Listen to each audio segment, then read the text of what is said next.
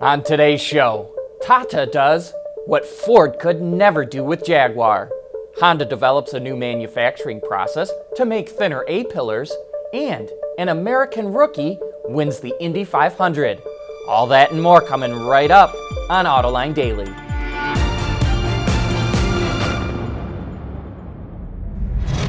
This is Autoline Daily for May 31st of 2016. Back when we were all in school, we got a report card to take home to mom and dad to show how well we were doing, or not doing.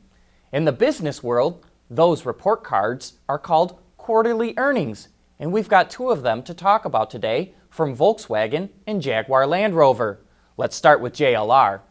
When Ford put together its premier automotive group, it promised that it would generate 1/3 of the company's profits, and JLR was the crown jewel of that group. And you've got to wonder if Ford now regrets selling it off.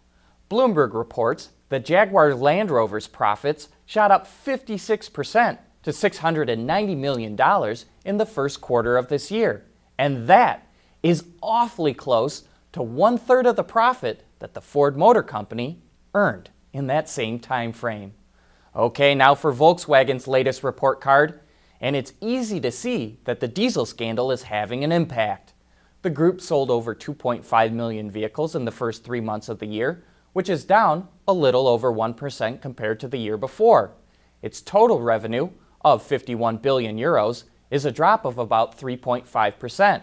The operating profit actually went up 3.5%, but the VW brand saw its operating profit plunge 86%. Net profit for the group came in at 2.4 billion euros, a drop of about 20%. The company expects to continue to feel the effects of the diesel scandal throughout the year. It estimates that its sales revenue will be down 5% compared to 2015. Okay, enough of the financial news for now. The greatest spectacle in racing, the Indy 500, took place this weekend, and it was truly spectacular. First off, the place sold out. They don't give out official attendance numbers, but it's safe to say somewhere between 300 and 400,000 people were at the track. After a day of numerous lead changes, rookie Alexander Rossi coasted across the finish line to win the 100th running of the Indy 500. On a bold race strategy, Rossi went the final 36 laps without pitting and finished the race on fumes. He actually ran out of gas on his victory lap. Honda nabbed a 1-2 finish with Carlos Munoz coming in second place, while Chevrolet took the next 4 spots with Newgarden, Kanaan, Kimball, and Hildebrand. And still to come, Honda develops a new manufacturing process so you can see outside of your car better. Autoline Daily is brought to you by Bridgestone Tires, your journey, our passion. Dow Automotive Systems, advanced materials that deliver better results. And by Lear, a global leader in automotive seating and electrical systems.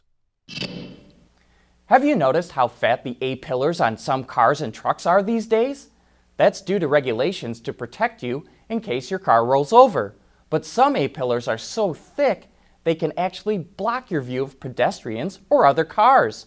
It's the law of unintended consequences, a safety law that actually causes a safety problem.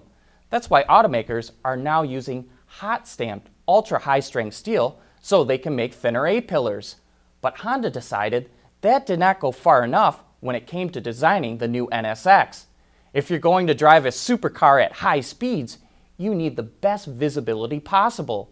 So its A-pillar is a steel extrusion, not a stamping, and they heat and quench it at the same time it's extruded.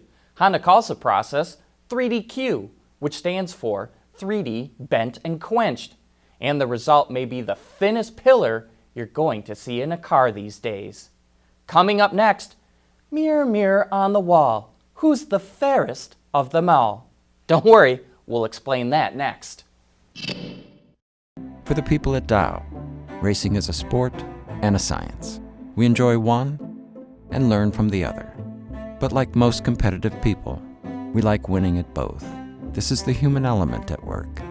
Dow.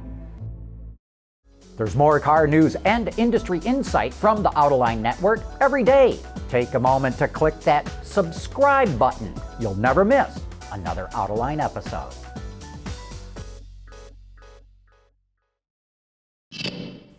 Just about everything is going digital these days, even your rear view mirrors. Cadillac is the first to offer a rear view mirror that duals as a video display screen.